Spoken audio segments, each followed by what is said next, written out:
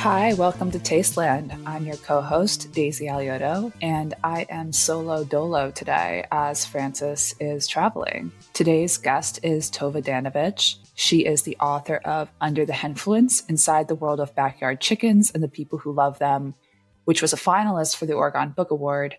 And her work has also appeared in the New York Times, the Washington Post, and most importantly, Dirt. We're so excited to have her on today. A couple of headlines that I've been following. The Met Gala was last night. I agree with my friend Danny Loftus, who tweeted that the men really showed up the women. And yes, the theme was dandies, but women can be dandies too. So hopefully things will rebalance last year, although Rihanna looked amazing as usual.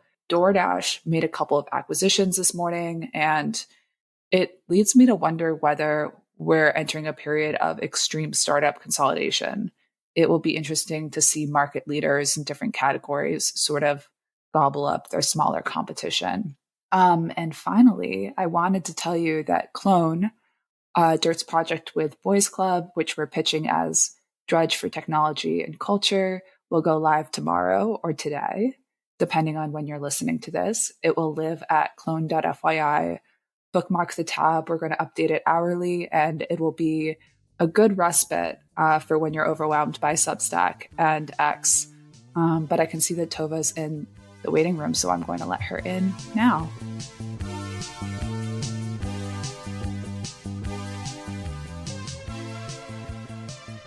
Welcome to the podcast. Yeah, thanks so much for having me here. I'm excited to talk to you about chickens.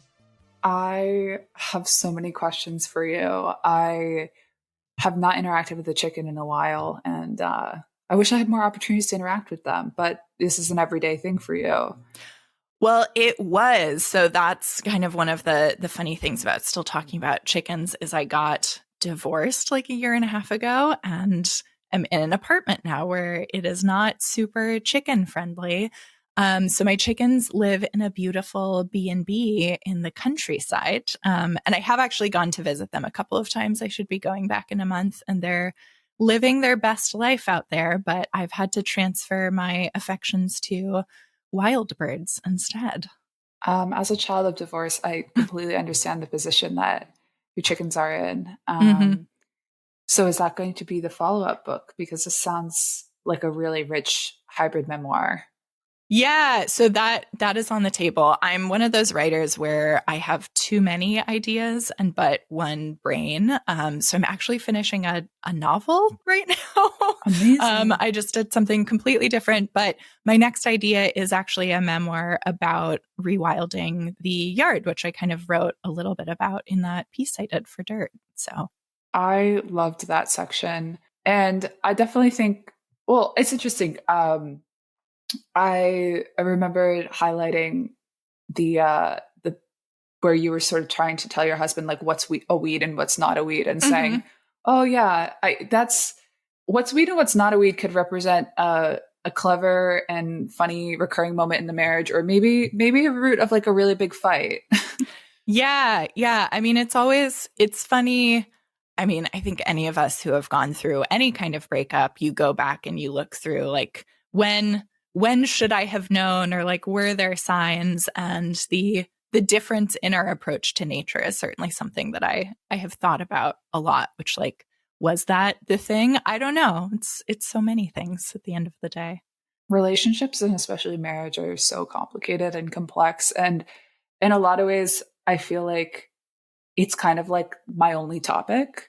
I think every writer, you said you have a lot of ideas in one brain, but when you sort of distill that brain, I wonder if you feel the way I feel, which is like the brain always goes back to one topic and it disguises itself in a lot of different costumes. But like for me, it's like intimacy, desire, and yearning. Whatever I'm writing about, I'm always writing about that.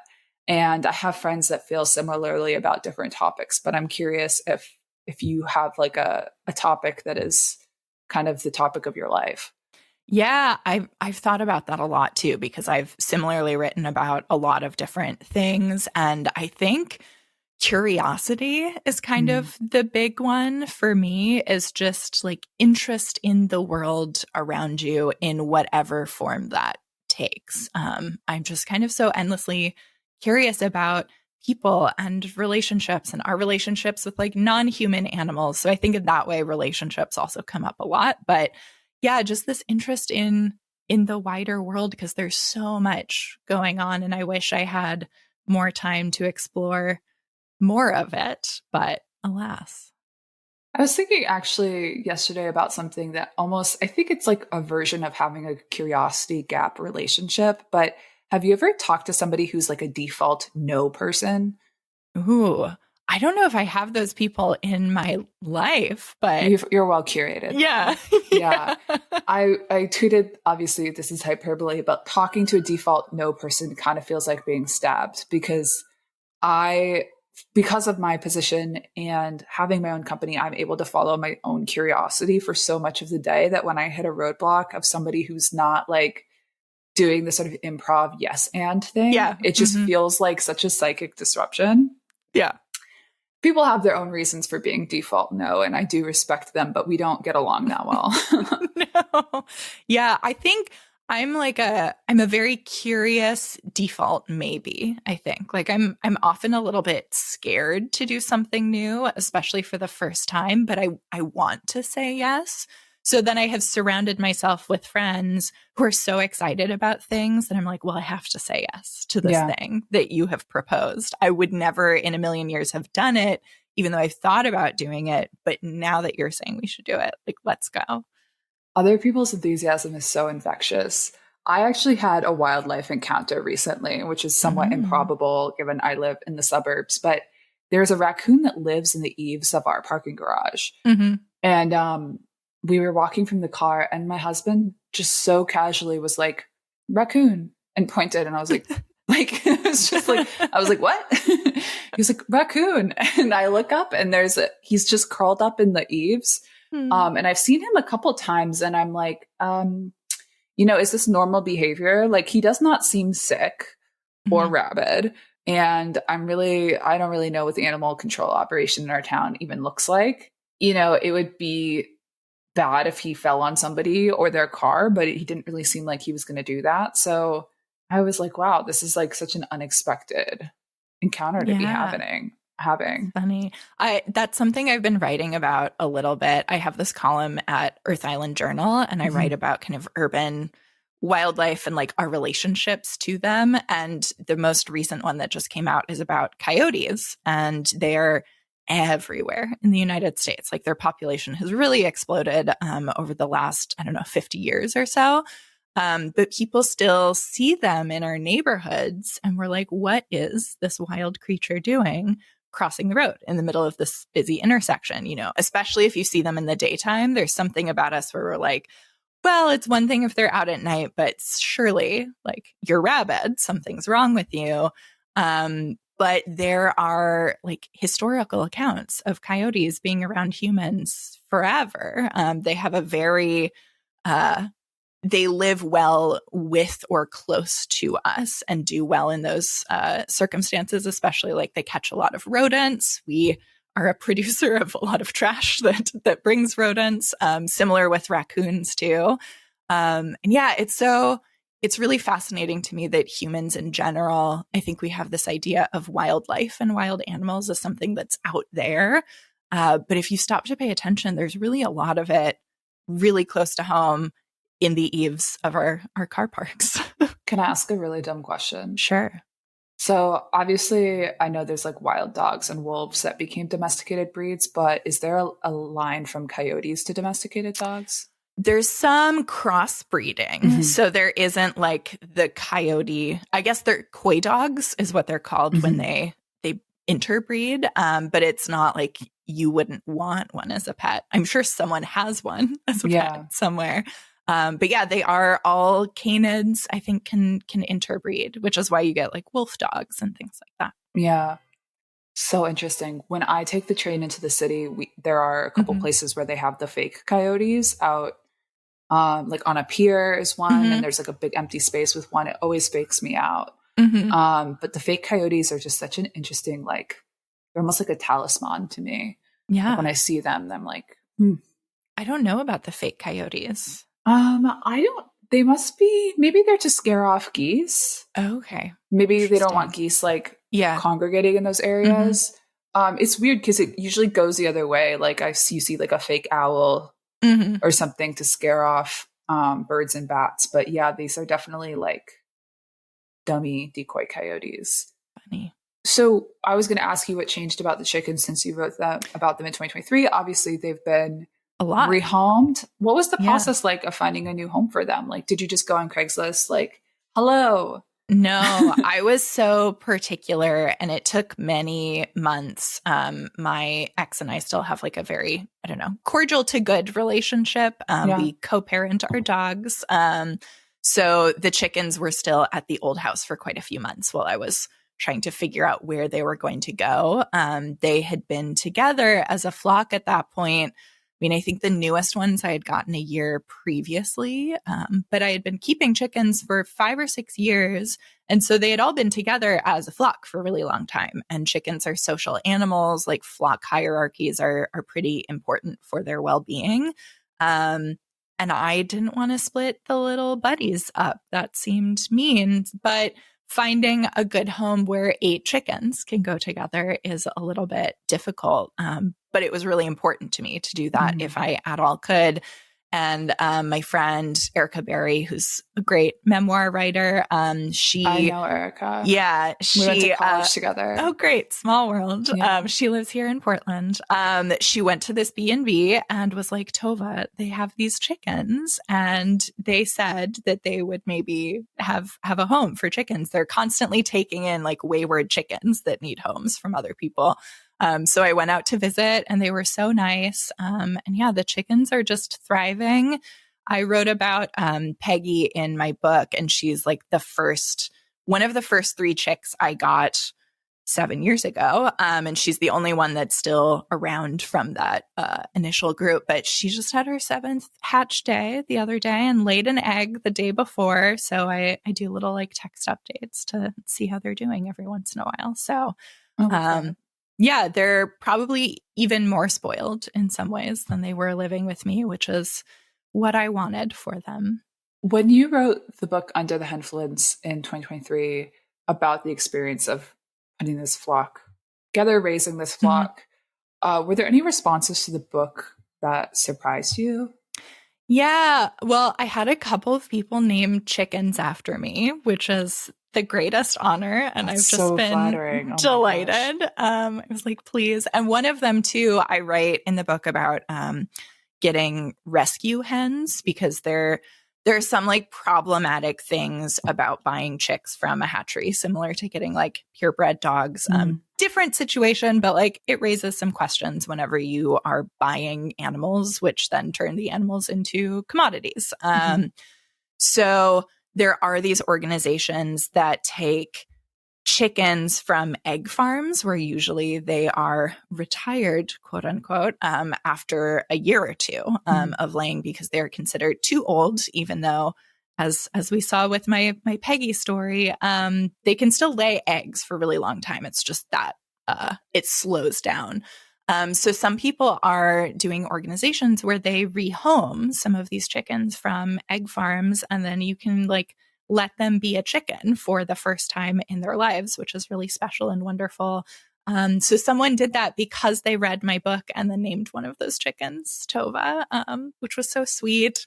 Someone else wrote me and they started a organization where they bring chickens into like retirement homes to hang out with people, which is something that, especially with the generation of people that are in elder care facilities right now, like many of them did kind of grow up with chickens being around or on farms. And so there's something really special about having that like childhood connection when you're that age. So yeah, I think all of us hope that our writing will change people in some way, even if it's just like emotionally helping them understand themselves. And so to have these stories about people who actually did something because they were inspired by something I wrote is just like the best compliment. That's really beautiful. And Yeah. what I got from the piece that you wrote for Dirt is like chickens are really social creatures, Mm-hmm. not only with each other, but with other wildlife that's around and humans. And I didn't realize that, but it's nice to think of like them socialized and being socialized by some of these Mm-hmm. opportunities that came out about the book. Yeah. Yeah. Just getting to be chickens, which is all any of us want. It's like, what is my getting to be a human in the world? Yeah.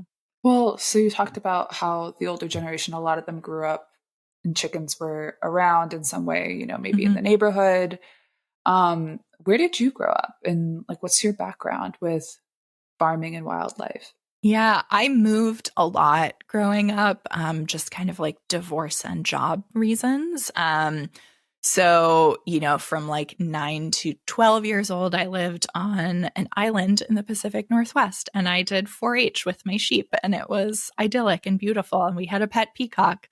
And then I was born in San Francisco. I went to college in New York City. So I've kind of gone around a little bit as I was growing up. I didn't have one stable thing, but I think animals in particular have always been a really big interest of mine and something that I'm fascinated by and like feel deeply connected to.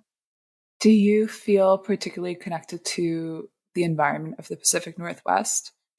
Yeah, I think so. I read somewhere that people in general always think like their country was the best at whatever time they were kind of between 9 and 12 years old. It's kind of this golden sweet spot where you're too young for the world to really affect you, but old enough to have like a little bit of independence outside of your household. And I just happened to live on Whidbey Island in the Puget Sound during those years. And I have such strong sense memories of like the smell of fir trees and all of the moss and like the rain smells. And I think that was a big reason why when I was moving from New York City and like, where else do I want to go? I was like, Portland sounds great. It's, the ecology is so similar to what I experienced then. Yeah, I've not spent much time there. I really, really want to. It's on my bucket list. Mm-hmm. But I did grow up, in New England, so like sort of opposite coast. And I think I feel similarly. I have like a lot of pride towards New England that isn't always clear until I leave Mm-hmm. and come back. Or I meet other people that are from near where I'm from, and I feel like we just have a sort of like natural rapport with one another. Mm-hmm. So yeah, I'm always fascinated by that. And nostalgia is such a powerful thing, and like it's been weaponized, and it's been weaponized almost Mm-hmm. around these same topics that we're talking about too, with like tradfluencers and like Yeah. backyard farming and Mm-hmm. nostalgia for a system that never really totally ever existed, which Yeah. is like farming has been pretty much industrialized for like it's been industrialized for the entire time any of us could remember. And like this idea Mm-hmm. of a single subsistence farm is such a blip in human history. Yeah. And I wonder like how have you kind of dealt with that? Obviously there's some people who probably bought your book and thought this is going to be a guide to raising chickens, even Mm-hmm. though explicitly it doesn't say that it is. There's people looking for that information now because they just want to be more in touch with animals and where their eggs come from. But then there's other people who want to return to a past time that never really existed. And like, how do you sort of like grapple with that as you're writing and thinking about this? Yeah, that's such a good question. That was something I was really surprised by when I was reporting the book. And also, it still exists, but as lying dormant, the chickens had a very popular Instagram. And I was so surprised by the fact that chickens are just like in the center of everyone's Venn diagram. Like anywhere you go, anyone I talk to, someone has a chicken story. And maybe it's like I visited my grandma and this like rooster chased me, or it was some family member has chickens who they really love, just like everyone and all over the world too, which is really fascinating. They're so small, they're so portable that almost every culture at this point has some history with chickens. You know, the Polynesians, when they were going to all the different islands, they brought chickens with them on their boats. They are kind of this wonderfully universal animal, which also means that culturally we have very different stories that we tell about the chickens, ways we interact with them. Here in the United States too, you know, as you mentioned, we have the people that are doing kind of the homesteading prepper thing, and they have chickens for that. You have the wealthy liberal people who are like, I'm going to get a $20,000 chicken coop with like state-of-the-art technology and only fancy chickens. You have people that are breeding chickens, and then like kids all through much older people that are interacting with these animals and interested in them for different reasons.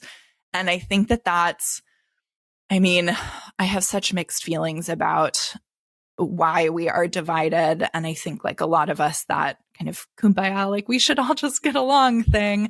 It's so difficult with the issues that we are talking about, in the way that like, yeah, us getting along means excluding groups that really need our support. But it is also nice to find this thing of common ground where it's like you can talk to people about chickens, and maybe that's the way in. And I had people following my account who were very similar to me. I had people that had like, you know, Jesus in their byline and like some quote from the Bible. Like it was really all over the place. And I found that super fascinating because how big did this account get? It, I mean, still now, I think it has 134,000 followers. So it was quite large. Tove, you can sell that. I'm keeping it for if I have chickens again. I would, so you're better than me. I would just switch it over to my personal one and be like, hey people, what's up? I'm going to be doing some brand deals. That's actually very cool. Yeah. And I hope that you can revive it. Yeah. Someday. We'll see. How do you shop and eat differently as a result of this experience? Yeah, I mean, I stopped eating chicken in 2018, and I don't eat any poultry at all. And that has been pretty easy to stick with for me. And that's mostly just, it's funny. I was like a food and agriculture reporter for a long time at the beginning of my freelancing career. So I know a lot about kind of the meat industry and how it works. And I know a lot of people. Too much. I know too much. It's not good. Spoiler alert. But a lot of people, if they're not completely vegetarian, they cut out red meat because of the environmental implications, which totally makes sense, is very fair. But I feel, and I argued in my book, that humaneness wise, the way we treat chickens, the scale on which they are killed, how they are raised, all the things around it, they are treated worse than any other food animal in our system. And I don't want to engage with that. So that has been pretty easy to step away from. I think probably being vegetarian or vegan is like the ethical thing. I've had trouble doing that 100%, but I think even cutting out this one category has made it easier to cut down on everything else, which I feel better about as a human in the world trying to make good choices. I think I could be pescatarian if it really came down to it, but I haven't tested that thesis. Yeah. When I was prepping for this, I watched a spot where you were talking about, I think it was like maybe CBS, they had you come on to talk about the price of eggs. And I was like, well, this must be recent. And it was from 2023. So like, yeah, this is something we've been talking about for a while, but the price of eggs is just like this bogeyman that became like a big sticking point in the most recent election. And I'm curious, like what you learned in your research about the supply chain for eggs, like why eggs, what is it about backyard farming and like eggs in particular that just ignites this like political anxiety? Yeah. I mean, it's a real staple food. I think, not that vegetarians are a huge percent of the population, but even people who don't eat meat, often they are like eating eggs, and we eat a lot of them. Like a little omelet at home. It's 2 eggs. That's a lot of eggs.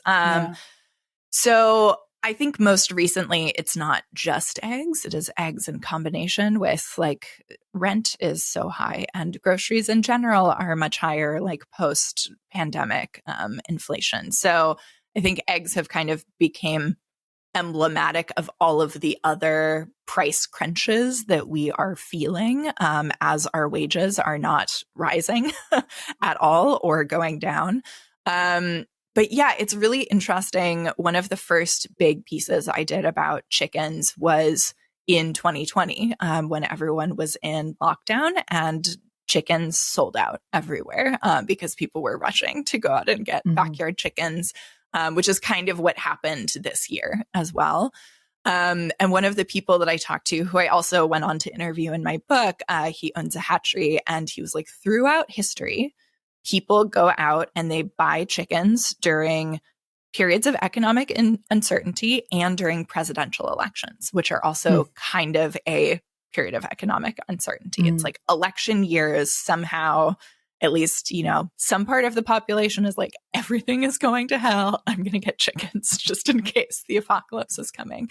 So I think there is this sense of security with having a source of your own food. And I have to imagine that this is some like caveman, really deep-seated human instinct because we seem to do it a lot where we're like, I've got to stock up. Like something bad is happening. I need to keep myself fed and safe. So I will get chickens. And I think if people could get like cows in the backyard and have that be easy, like they would probably be doing that too.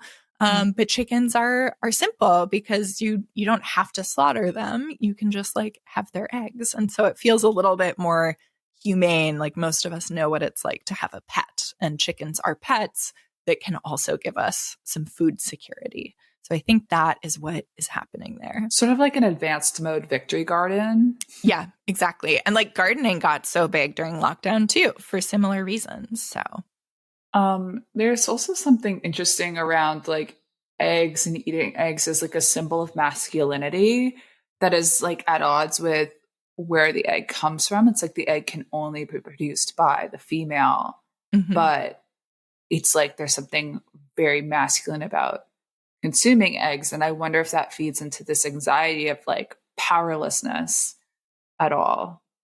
Yeah. I mean, when I think of masculinity eating, I think more about meat than eggs, though I think eggs being a source of protein definitely ties into that. And of course, my mind jumps to the like post-workout shake of like the raw egg that you're putting in there, which I have never had and sounds gross. But yeah, it's fascinating with chickens that I think their story is actually a deeply feminist one, which I love about them.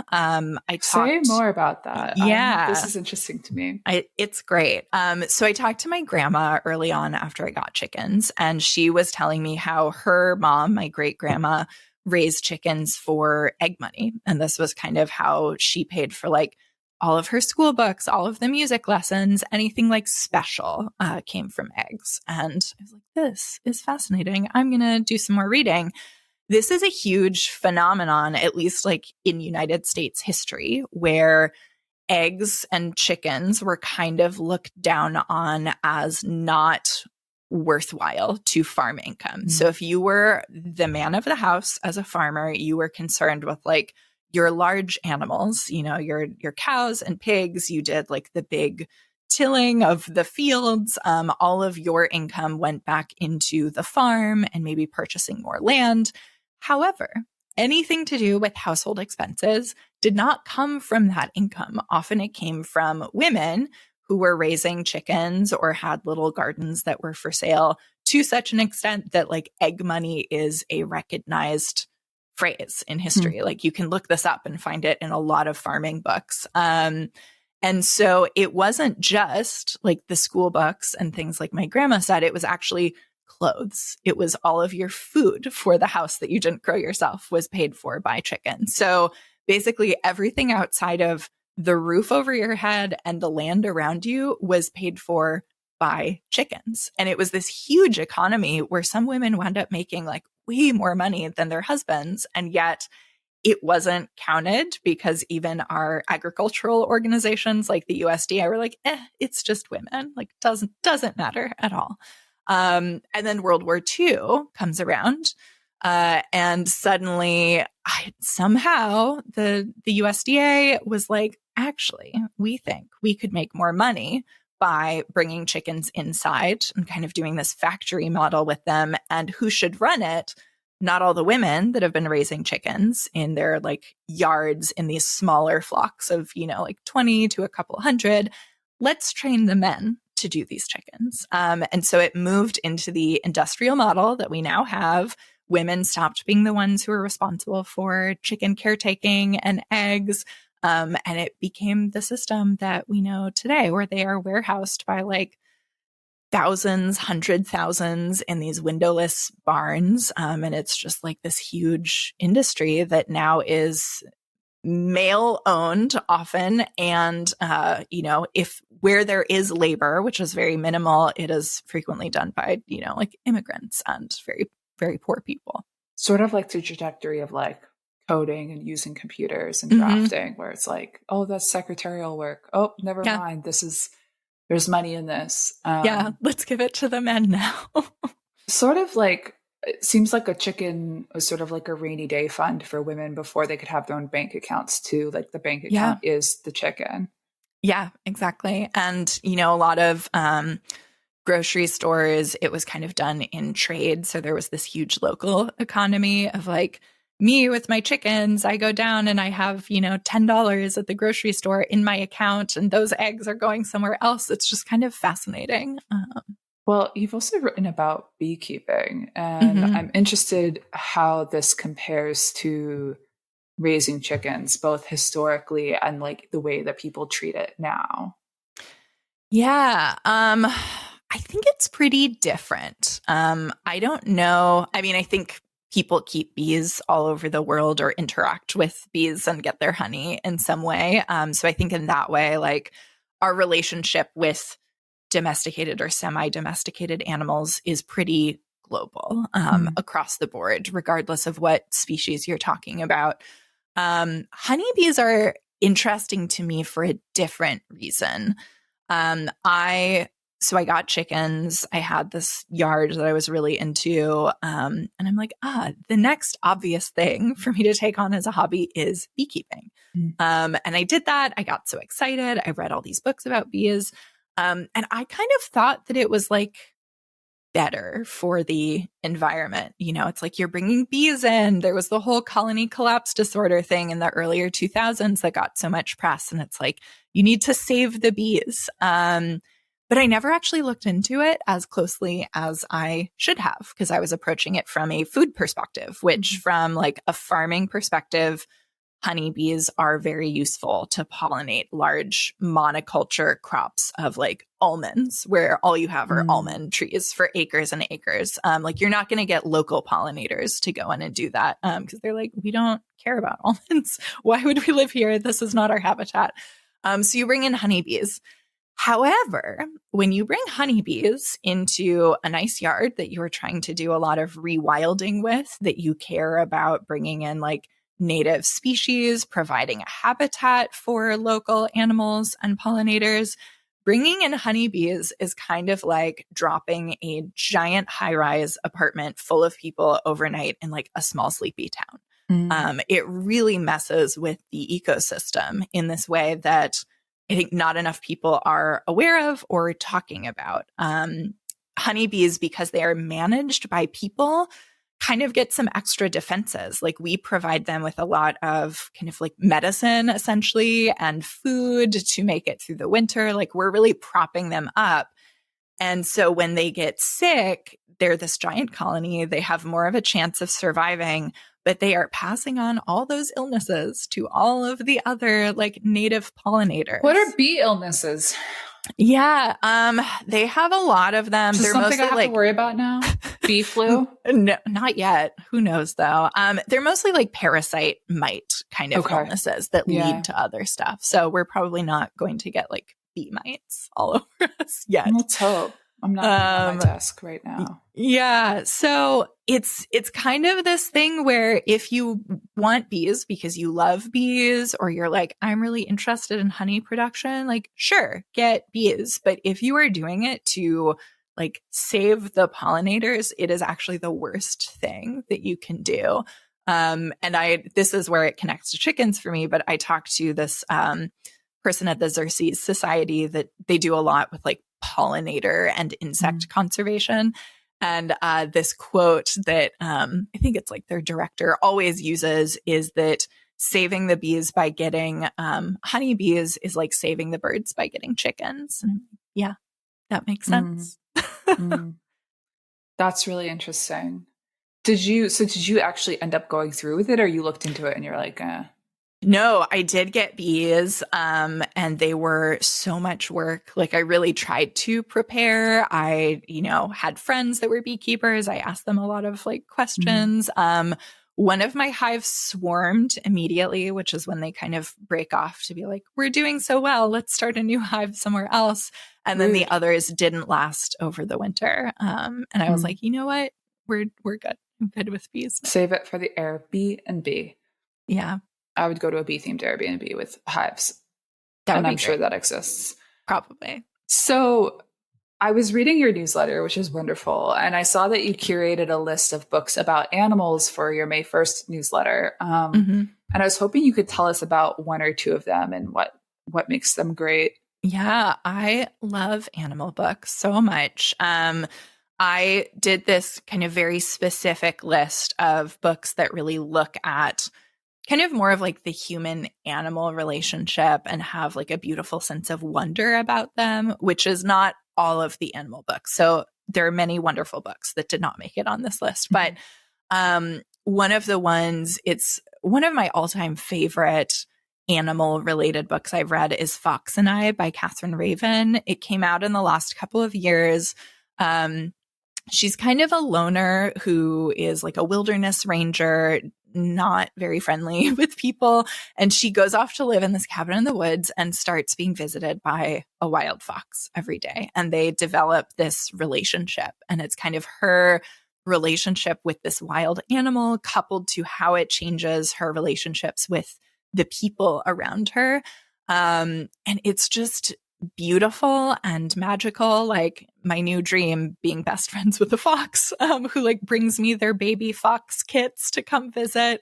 Like what could be more magical? But I think that that's so emblematic of what I love about really connecting with like nature and the world around you is it really can change the way you connect with like people too, and change your life in all these unexpected ways. So that's one I love a lot. And then for something a little bit different, Sabrina Imbler's, what is it again? How Far the Light Reaches. And it's kind of a memoir and essays about themselves and sea creatures. So you learn a little bit about these sea creatures, which is great. They're not species that a lot of us like, we don't live under the sea. We cannot breathe water. They are like different and mysterious from us in all of these ways.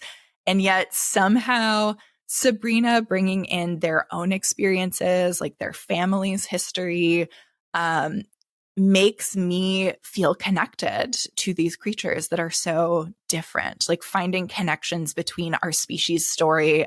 One of them, they write about like the sturgeon and kind of their migration journey and couple that with the story of their family, like moving from one country to another a few generations ago. And it's just beautiful and transcendent. And I recommend that too. We interviewed them about their column, I think, for Defector about animals in New York. Yeah. And I love that. It's such an interesting angle on the city. Mm-hmm. I know they actually have a great newsletter. I think it's like Creatures NYC, something like that. That's what it is. And I am like, maybe I would have stayed in New York if I had known how much wildlife stuff there is there. So sometime when I go back to visit, I really want to go to one of these nature events because there's so many. My in-laws have like a fox family in their backyard, and they have a cam, like a fox cam for them. And it's really interesting my mother-in-law takes like still shots and sends them to us. Mm-hmm. And the ones that she curates and selects, it's like we're surveying them. And through surveying them, like we are reading so much emotion into their expressions and what they do, especially between the parents and the babies. And some of the stuff Mm-hmm. is like really universal. Like obviously the mom is feeding the babies, like it's easy to read into that gesture. But Mm-hmm. you know, sometimes the camera will catch them having a face that looks like sheepish or worried or curious. And it's really hard not to attribute those things to them when you see them in that way. Um, but I absolutely love the fox cam and this family. And I've seen foxes when I've gone to visit them. And I think it is a product, that intimacy is a product of development. You know, that they are living in such close proximity to my in-laws is definitely because of the encouragement of the Yeah. suburbs on their environment, but they're also like seem pretty unbothered by it. So Yeah, I know there are foxes all over London, apparently, which yes, just foxes are such magical beings to me. Every time I see one, I just don't feel like they're real. They kind of look like a puppet of an animal, but that's just what they look like all the time. I agree. I think it's like the black stockings. Maybe. They're Yeah. so like, um, yeah, they are very mystical, and they really feel like both cat-like and dog-like in a Hmm. way that's hard to pin down. Yeah. Um, I've always had an affection for them as well. Yeah. Well, the other thing I wanted to ask you about is another recent newsletter you wrote about climate anxiety, writing about sort of climate grief Hmm. and, you know, the feelings that were spurred by a headline about the bleaching of the coral reef. Um, and you said, but if I don't take a moment to write about this impending but not yet certain loss that I feel so acutely, what is writing for? We are already lost if we don't bother to grieve what we're losing. You mentioned that like have been writing about food and agriculture and by extension like the natural world since like really early on in your career.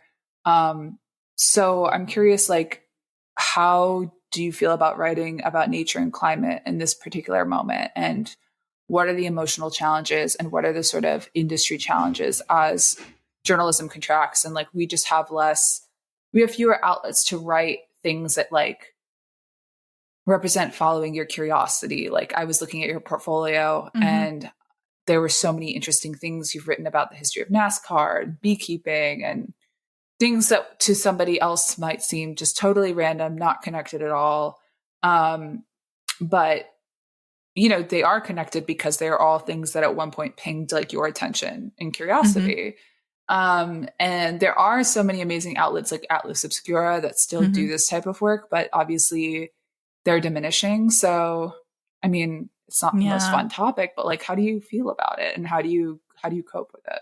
Yeah, it's hard, and I think about it probably too much in terms of the career side of things, which of course is different from my caring about these issues.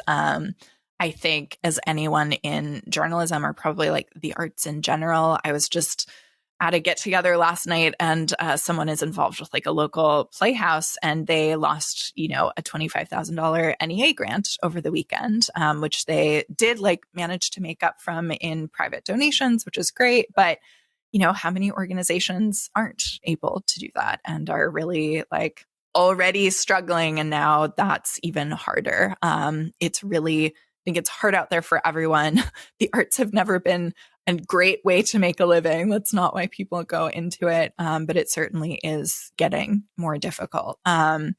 So there are some places I really love writing for. I mentioned like the Earth Island Journal column. I have some pieces in the works for Orion, especially when it comes to, I think, nature. That seems to be a better space because I think there are some nonprofits, at least, that are helping to fund those and keep them going.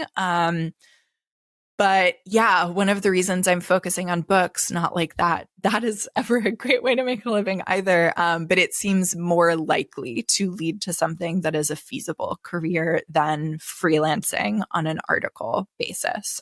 So I have had to kind of cut back from that a little bit to focus on these more long form projects that hopefully will lead to other things, or like public speaking, or the 20 other hats that all of us wear to like tap dance our way into a profession that works like financially and energy wise for us. But yeah, in terms of the natural world though, and writing it down, I think one of the things that's really important to me, and this was the case with Under the Henfluence too, is I think by giving my attention to a topic as a writer, it helps other people see that this might be worthy of their attention too. All of us only have so much attention that we can give. And, I think we're all overwhelmed by the news and like the number of causes and things that we could care about. And I feel like the place that I am best positioned to maybe affect change on a small level is with our care of the environment, the world around us, like these species that we share our neighborhoods with, much less the planet. So that is kind of where I've been focusing my energy on, trying to help people see that, like, yes, it's natural for coyotes to share these spaces with us. And, bad things happen when, like, coyotes right now, it's their breeding season. And so they often do this behavior, especially if you're walking a dog, where they escort you out of their territory, because dogs or dog-like creatures are traditionally like the scariest thing for a coyote. So they're like, please leave my pups alone. And next door, all the Facebook neighborhood groups are full this time of year of people being like, coyotes are stalking me. They are predating me. They wanted to kill me. And when there are enough of those, like, the coyote gets removed, which really just means the coyote is killed. Yeah. And so by putting out this information about these behaviors that are really natural, they're super widespread, like, maybe I have helped save a couple of coyotes. Like, that's a great day's work for me. So that's kind of how I have been looking at it, and my ability to like do anything in this mess that we're in. I love the way that you talk about, like, your having paid attention to something becomes an incentive for other people, because for so long, a journalist or a writer taking on a topic was really seen as a validation of that topic as important. And we've removed a lot of that through like the decentralization of social media and the sort of gutting of the traditional media industry, people trying to kind of use it as a counter signal of like, this is something the elites care about. But I think it really is like, attention is the last. I wrote this essay for Dirt that's like, attention is what makes us human. It's sort of the last bulwark against stories that could just be generated by a computer, because the computer, ChatGPT, or even somebody using ChatGPT, they can generate it, they can produce the information, but they can't pay attention to it. And so having really paid attention to something, I think, is still, and even more so, an important signifier that something matters. And it's not enough to say it was written and disseminated and, it showed up on Facebook, but somebody really took the time to direct their attention towards producing this information. And that to me is like where I want to spend my time and my attention and emotions. And there's certain people in my life where it's like, if they pay attention to something, I pay attention to it, whether it's trusting somebody's book recommendation or their political point of view or just the way that they see the world. And I'm constantly trying to surround myself with more people like that, who I feel like their attention is a proxy for just having a better perspective on life. Yeah, I love that. And I mean, it makes me think about, I think we talk about it less, but like the attention economy and, social media competing for our eyeballs and our attention, and all of these things are trying to grab our attention constantly. And I think for me, first with the chickens, like paying deep attention to them made me notice these other things in the yard. I think it made me like my ability to understand wild bird body language, because it's basically the same as chicken body language. And I knew these chickens very well. I go outside now. There's a river like a 5-minute walk from my apartment. And so almost every day, if it's nice out, I bring a book and I may or may not read it, but I just like look at all the birds. And we have bald eagles, they're osprey. I saw some fish swimming, like cormorants, they're birds all over. And it's just amazing how much I don't want to be on my phone when I'm paying attention to these other things, and the just like kind of delightful and wonderful experiences that I have by going there, by giving this place now my attention, where I've been going. I have like this one spot that I sit almost every time.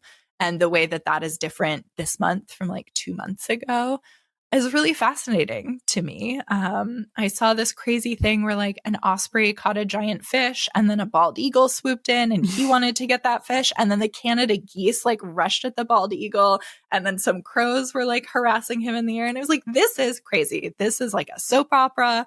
I'm so into it. And if I wasn't going there all the time and looking around, like I would have never seen this thing. And so yeah, the places we give our attention is not just important, but also such a source of like delight and connection. Absolutely. I feel like that's a great place to stop. Thank you so much for coming on Tasteland. We'll see you all next week, and have a great week. Thank you.